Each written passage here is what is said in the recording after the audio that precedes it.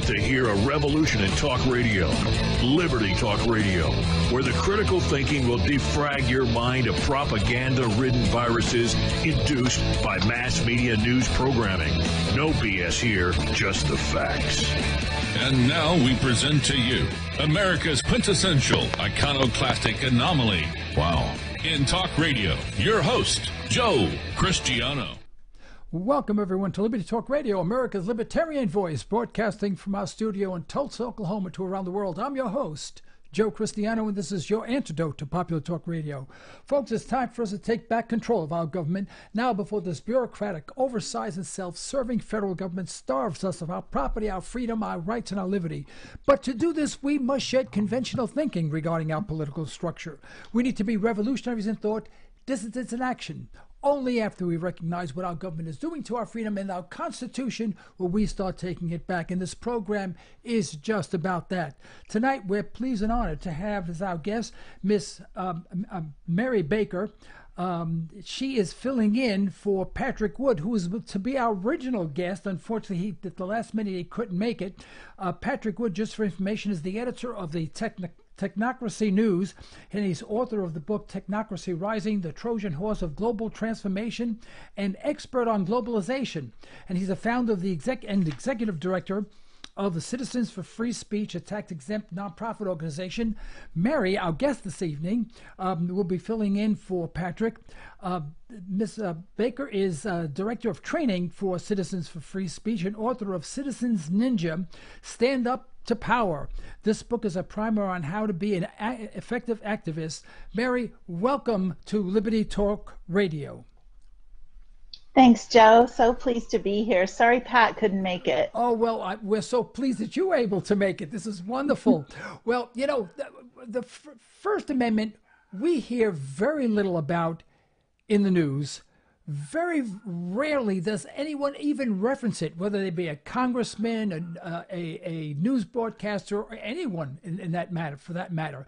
But yet it's such an important aspect of our lives. It is in the First Amendment to the Constitution, and very, very plainly it says, you know, Congress. Let me read it. Congress shall make no law respecting an establishment of religion or prohibiting the free exercise thereof, of the freedom of speech or the press or the right of people to peaceably assemble and to petition the government for a regress of grievances.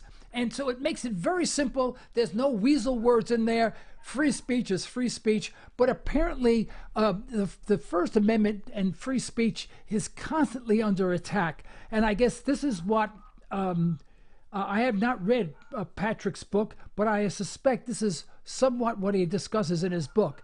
So I'll let you take it away from there.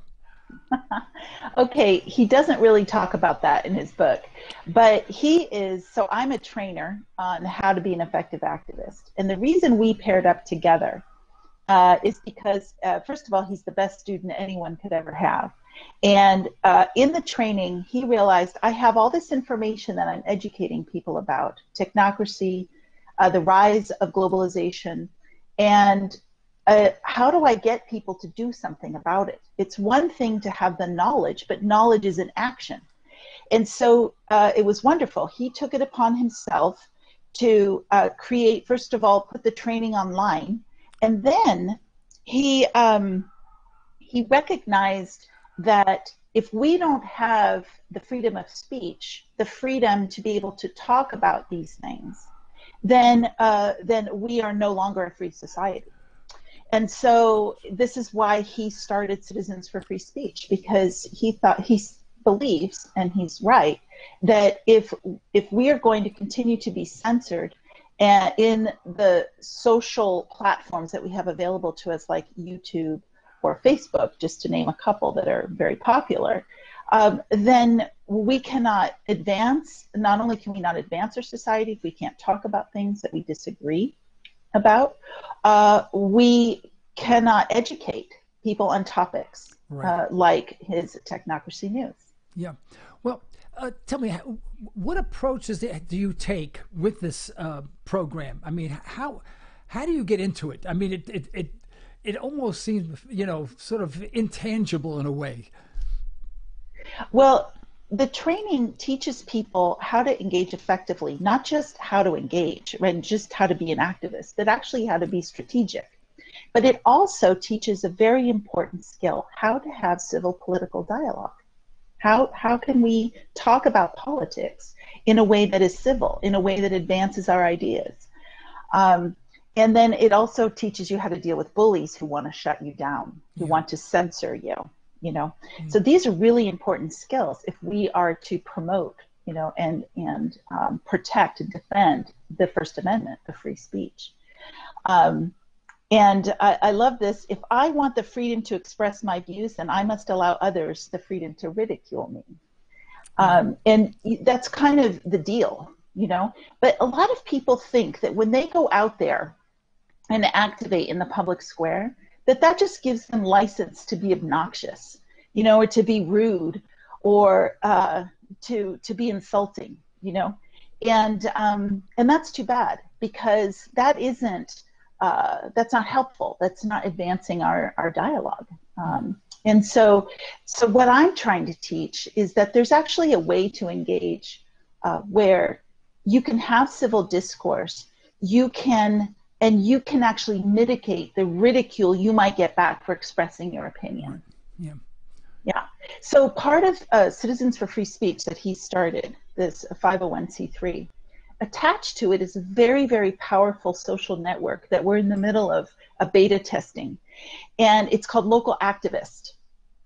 And we started with localactivist.org. The idea was a social network where activists could come together and help each other, share their activity, share their opinions about things, again, dialogue on topics. But it was also important that there be training connected with that, because you know, to get out there and be effective and speak in a way where you can communicate, you actually need training for that. People don't know really how to do that anymore. Yeah.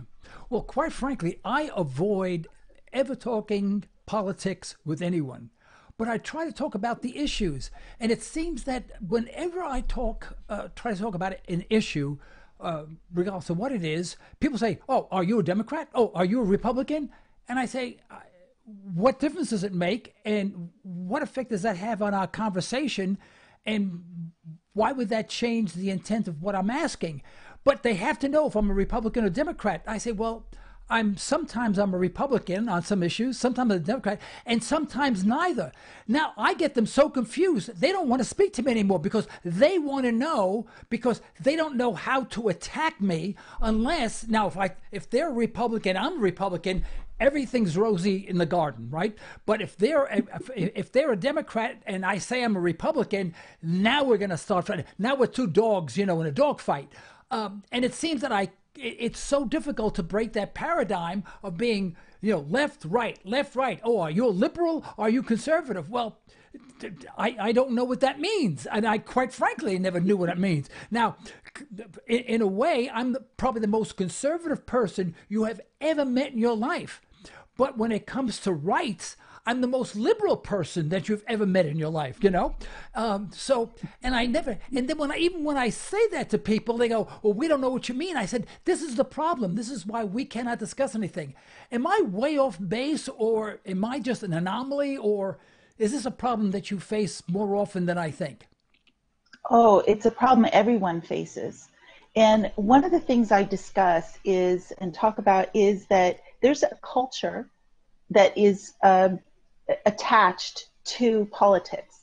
And we think of culture as being, you know, one country to another country, and there are different cultures. But when you think about politics, there is culture attached to a Republican, you know, the Republican Party, or there's a culture attached to the Democrat Party or the Libertarian Party. And each one of those groups uses a specific language that they're familiar with, that is comfortable. And so when you enter into a conversation where now you're speaking a different language, even though it's English, but you're using different vocabulary, for example, or different terms, all of a sudden things get a little bit go awry. And that's when you get into these arguments. And so part of what I teach is a technique called pegging, where you ask questions of the person, and to determine sort of what their bias is, what their prejudice is, where they're coming from.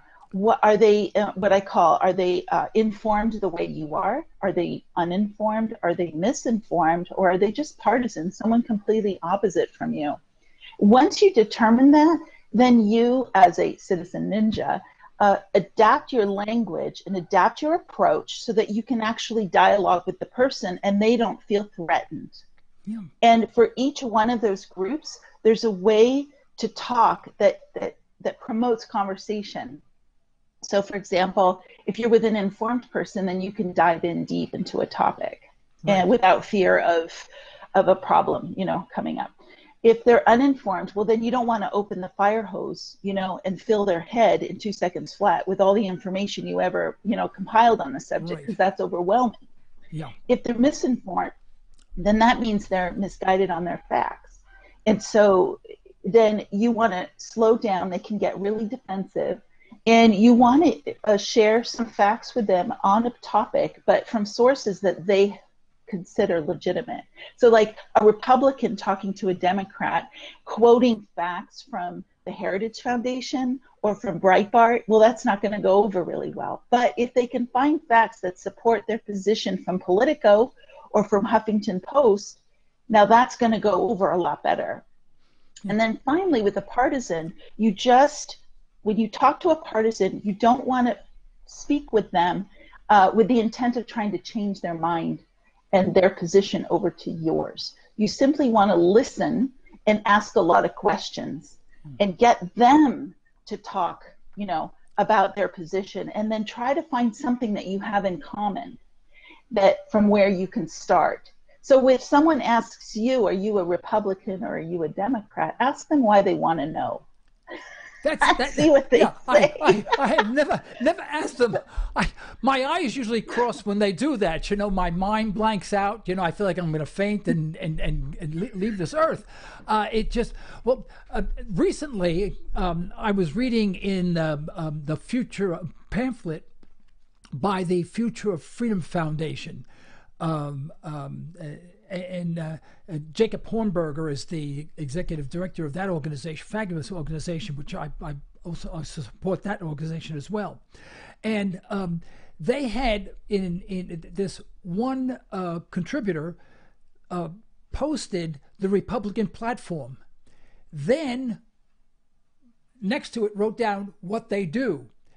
They violated everything. There was not one item in the Republican platform. Now, they didn't do the Democrat. They just decided to do it to one. Why they didn't do the Democrat? I'm sure if they had the Democrat platform, it would be the exact opposite, same thing, same result. But it was, in practice, they violated every single one of the tenets within the Republican platform. And I found that so interesting. I just read this last month, and I said, and yet the Democrats, chastise the Republicans chastise the Democrats. The Republicans should chastise the Republicans. I mean, that's the way it should be. So when they ask me, am I a Republican? I go, real Republican or you're I don't even know what they're talking about, because if you read the the Republican platform, it is very libertarian. Incredibly libertarian. In fact, you think it was libertarian 100%. And so these definitions are not real, first of all. They're inconsistent. And sometimes if you took the platforms and reversed them, it wouldn't make any difference. So when people, and I go to business meetings and I get approached very often because I know I'm on radio, and I get asked questions like that, and I'm always stumped, and I have most difficult time trying to get out of the conversation or ask them, well, why do you ask? Is there a subject that you'd like to discuss? I try to narrow it down, but I guess that's not the right approach, is it? Well, I think asking them why they are asking you that question is a good way to start, because it puts back on them, and then the way they answer it will inform you as to where they're coming from. But you're so right about definitions. I was actually just teaching a group of young Republicans, training them on Citizen Ninja, and I was telling them about how they are changing. We often hear a word or a term, and then we just make the assumption that we all have the same definition. That's right. Yeah. For that word or that term or that idea, somehow that we share it. We make this assumption. I was in an ad hoc committee in my city, and we were working on a specific plan for updating our commercial corridor, the main street in town. And the consultants kept talking about town center. And I said, wait a minute, what's your definition of a town center? And so he shares his definition, and it wasn't mine at all. It wasn't my definition of a town center. And I said, okay, could everyone go around the room and share what your definition is of a town center? And let me tell you, we had 13 different definitions of a town center. So I think to assume, it doesn't help you. So we need to ask for clarity. Well, what do you mean when you say that word? Or what are your thoughts about that? What do you mean? So that we can be on the same page, and then get them to tell you instead of just making an assumption. That really helps. Yeah. That really helps. I guess generally the problem that I'm confronted with the most is the lack today, especially, of critical thinking. And I'll give you just a small example. They were talking about on television the school system and how college students were leaning today more towards the Bernie Sanders and socialism. But nowhere on the news, and this has been broadcasted several times at several different stations in different ways. No one ever said, well, wait, folks, these students have gone to a government-run school for at least 12 years, maybe more. And they had taken some sort of history lesson for most of those 12 years or over. And after learning history and, being educated about our form of government, the result is they think socialism is good. Isn't that a condemnation of our school system and the fact that it's not the government's job to educate our kids? It's the parents' job to educate our kids, or not educate them and have them educate themselves, which are the most successful people in the world, by the way, when they educate themselves and they drop out of school. And I know many of them, some of them are billionaires, and if you ask them, what school did you go to? Never went to high school. And the billionaires, it's absolutely amazing. But it seems that we don't think critically, and thinking critically means go to the very core of the problem and bring it forward. Am I a loner there, or do you run into that yourself? No. Oh yeah, absolutely. In fact, the kids talk about it. I mean, they talked about it today. They are told not how to think; they're told what to think. Exactly right. Right. Yes, they're told what to think about things, and then they just parrot it out. They just parrot those things out. So they're taught that socialism is a better form of government than capitalism. Then that's what they're going to believe. And of course, the professors are showing them all kinds of reasons as to why socialism would be better than capitalism and the evils of capitalism. But they don't ever balance out the conversation, and the kids are so ripe, Uh-oh, you froze up on me again. Uh-oh. Can you hear me? Uh-oh. And they will say, I had a liberal friend and a liberal teacher, and I wrote my paper according to her views so that I could get a good grade. Well, what a shame. Yeah. Yeah. And you know who the worst thinkers are? The teachers.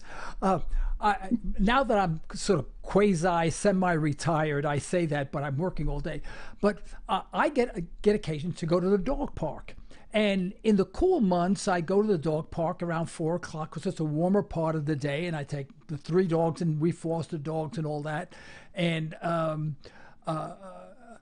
the people that are there around 4 or 5 o'clock are teachers because they get out earlier typically than people who work in a factory or business. And I try to have conversations, and believe me, I try not to be confrontational or but I'll ask a question. They cannot converse. They cannot answer a question. They get very upset. And I think what it tells me is they feel so insecure in their knowledge of things, the way things are, so insecure about the knowledge of the Constitution, about freedom, about our form of government, and I don't ask specific questions. They cannot carry on a conversation unless it's a question that's in their textbook, it seems.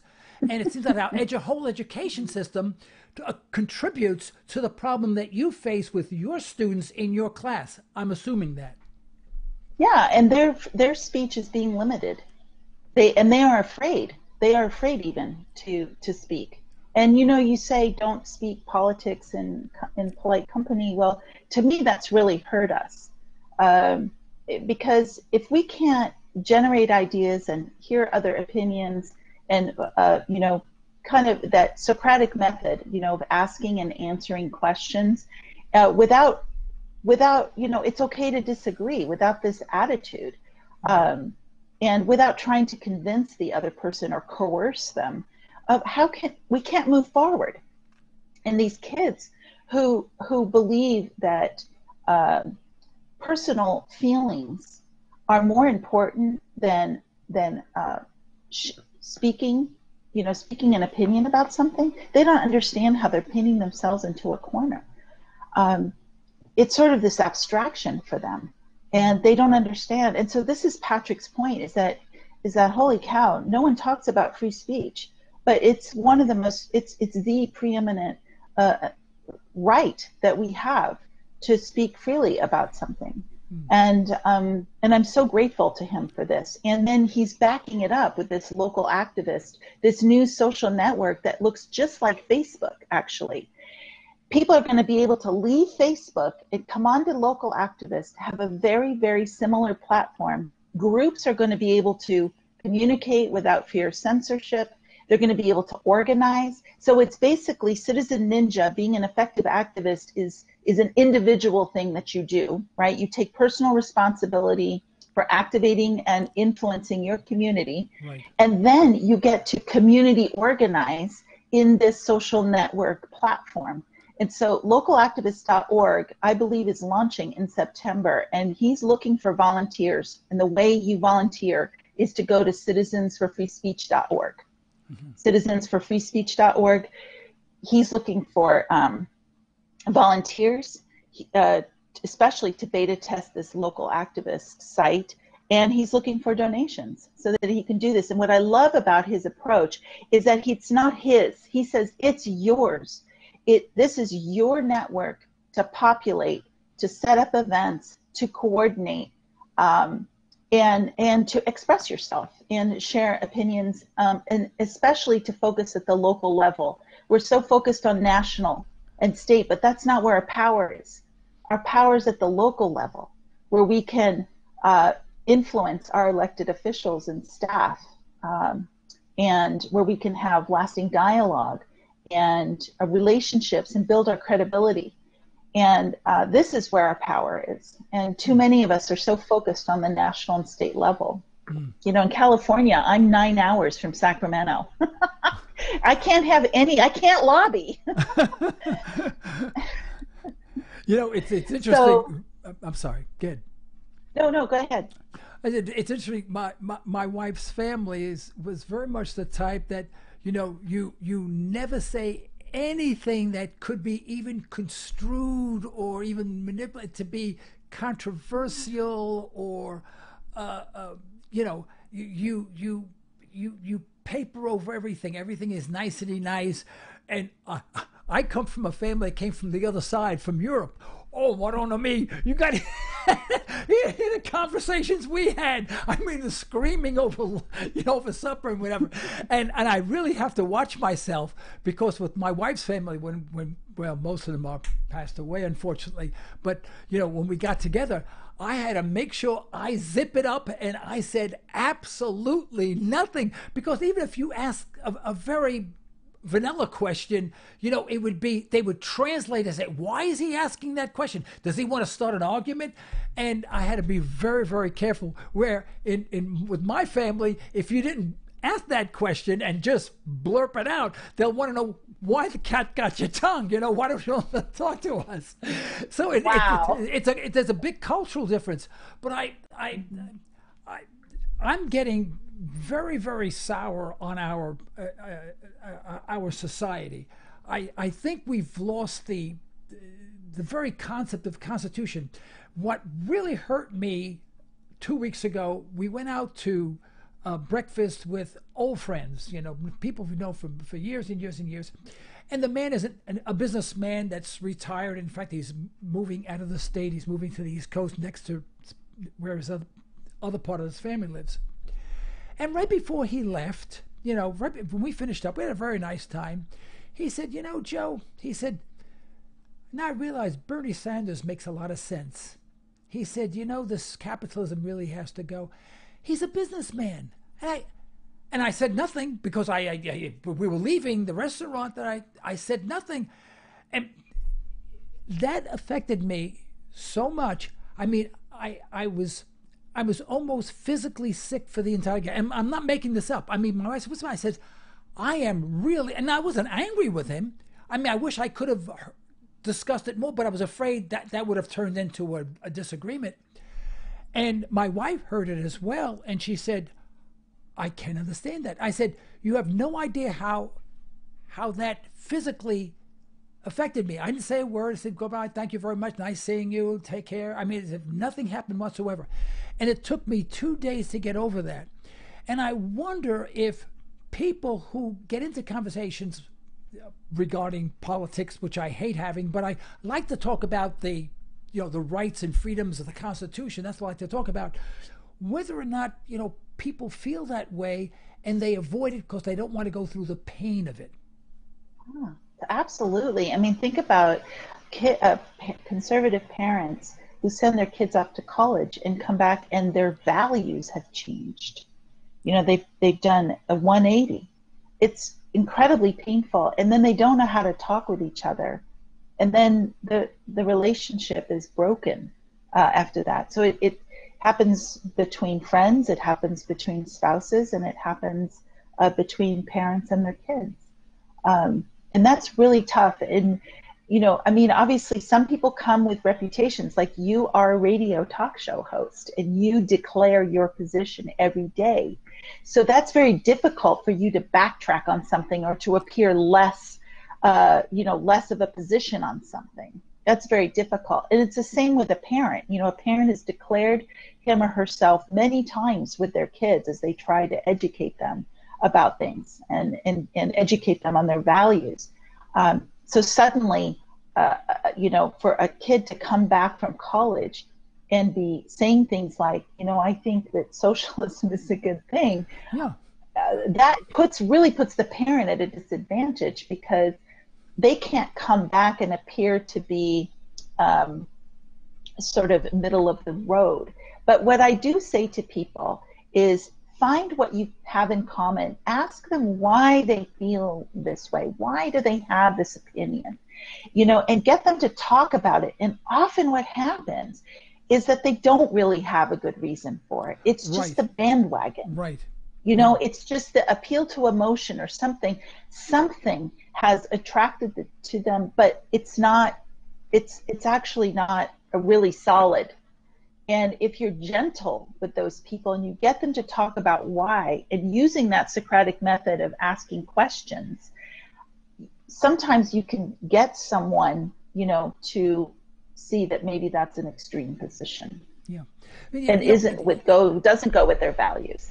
it's sometimes difficult even to have a conversation with people. For example, there are some organizations here in Tulsa, and I get invited to just to sit in mostly, and not to give a speech or anything like that, although I have. But and they may be the religious right type people, you know, that are hardcore Republican. And I'd be sitting there, and I avoid talking about politics or like the plague.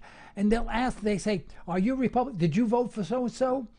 And it puts me in a very difficult position. I'll say, "Well, no, I'm neither. I'm non-political," you know, and it upsets them. I mean, they say, instead of saying, "Geez, that's interesting, tell me about it. Why are you?" I would be more than happy to tell. But they don't want to know that. They just want to know whether or not, are you with me or are you against me?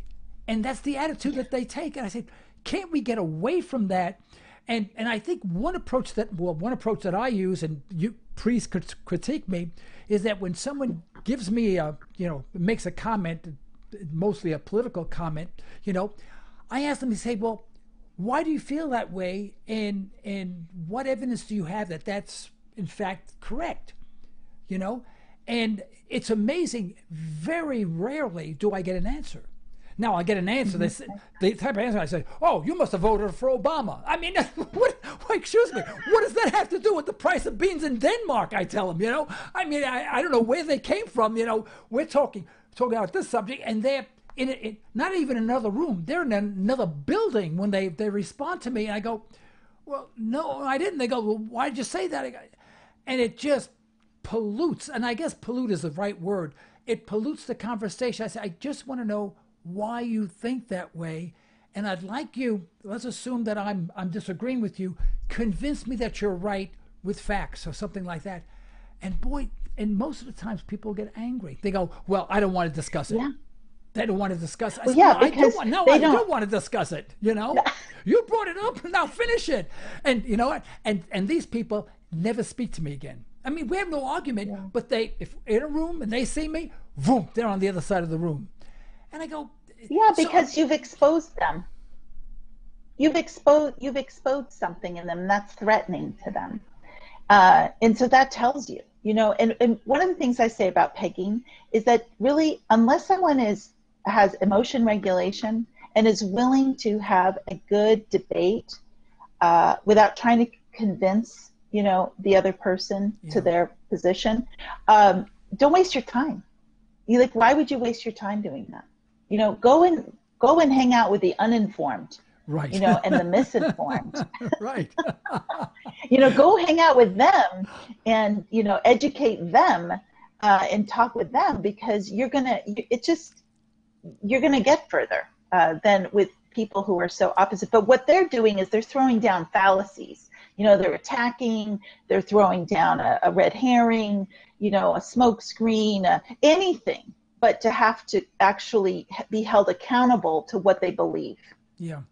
Yeah. It's amazing. Yeah. And especially when it comes to unjustified armed conflicts, you know, and some people hardcore, I mean, nuke everybody, you know, and let the Lord be with you type thing. And it's such a convoluted conversation. It's so contradictory. It violates just basic human rights and everything, but it's okay because we're doing it. But God forbid somebody else does it, all bets are off the table. Well, let me ask you this, where we have about another 5 minutes. What approach, you explained the approach that you take. What are the main subjects that you cover in your course? Well, one of the first ones is how to manage your emotions. Oh, yeah. I have no problem with that. None whatsoever.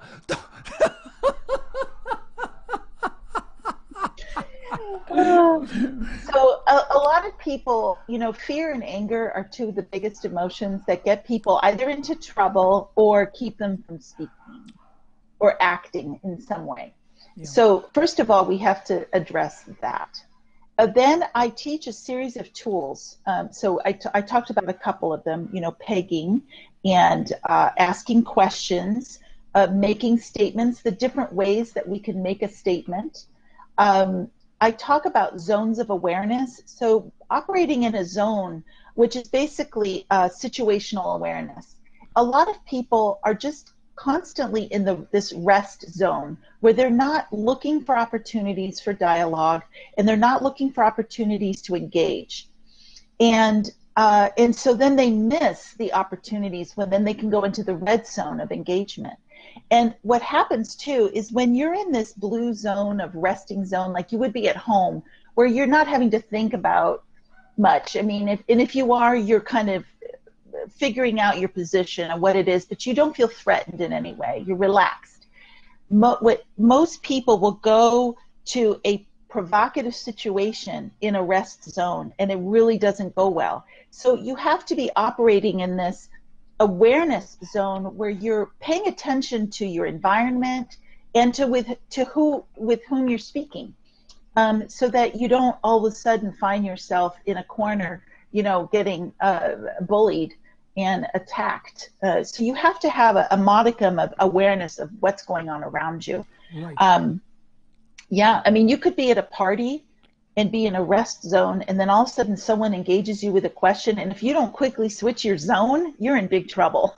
It's not going to go well, because you're going to react emotionally instead of responding thoughtfully. Two really different ways of acting.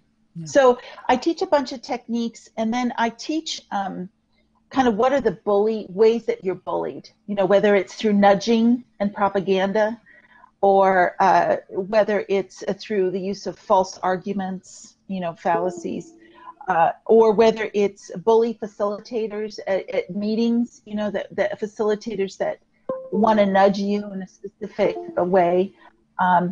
Those are all things that I teach.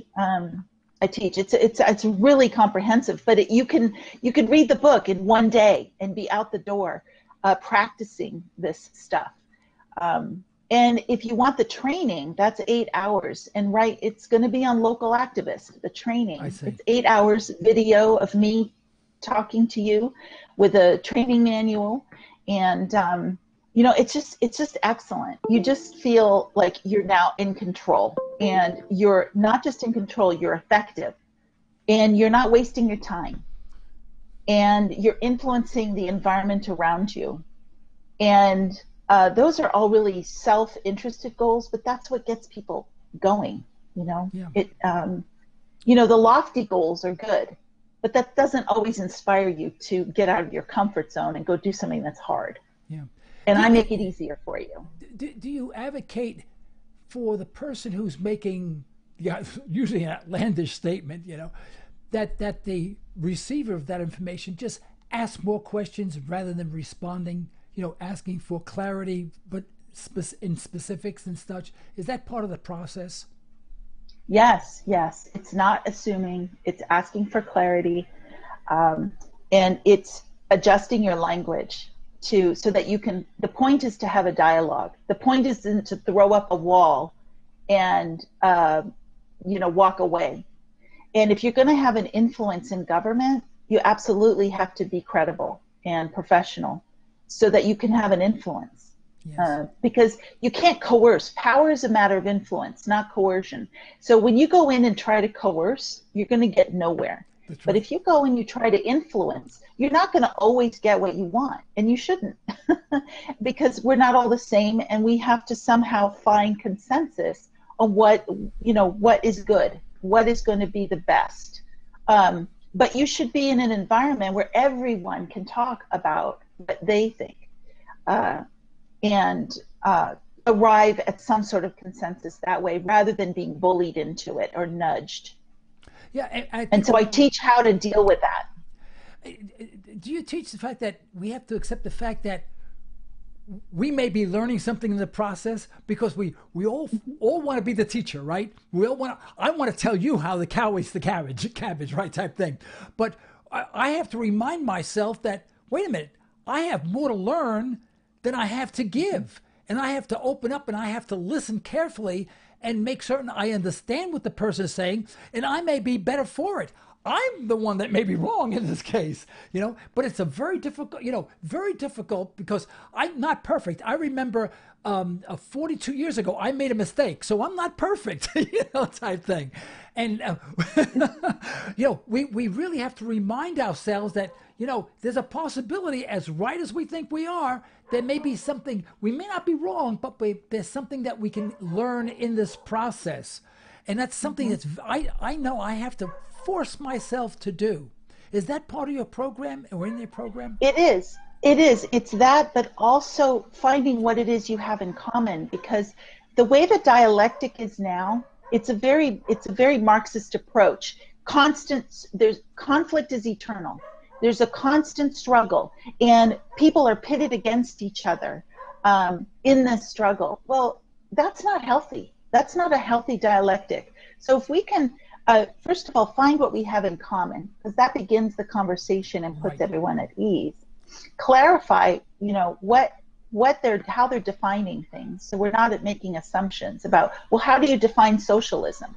Or how do you define capitalism? Let's get on the same page about that. Right. And then I'm willing to learn from you, and be a role model that way. And then that shows the other person, okay, wow, they're willing to listen to my opinion. Okay, I think I'll listen to yours too. And my gosh, if we could do that, it'd be fabulous. Yeah, just like, I'm an Italian from New York, East Harlem. I sang doo-wop back in the 50s, and my Uncle Louis belonged to that big company. It started with an M. It wasn't Monsanto, but it started with an M, you know what I mean? And, but everyone assumes, oh, you must have been with the mafia. Yeah, it's a stereotyping, and once you got the stereotype, then they put you in this little box, right? And these are the answers they expect from you, and when you don't respond in that regard, they're thrown off guard. Anyway, I just find this whole conversation. By the way, we are about out of time. I can talk to you all day long. Believe me, this wonderful guest. I want to thank you so much for being with us this evening, and I do hope that you will accept our invitation to return at a later date, and we can continue this conversation. And please tell Patrick that we appreciate his acceptance to be in the program. We'd like to hear from him someday, and we want to thank him for allowing you to be his substitute for today. You did a fabulous job. Joe. You get an A+, okay? So I want to thank you so much. So if there's any parting words, I'll give you the last 30 seconds.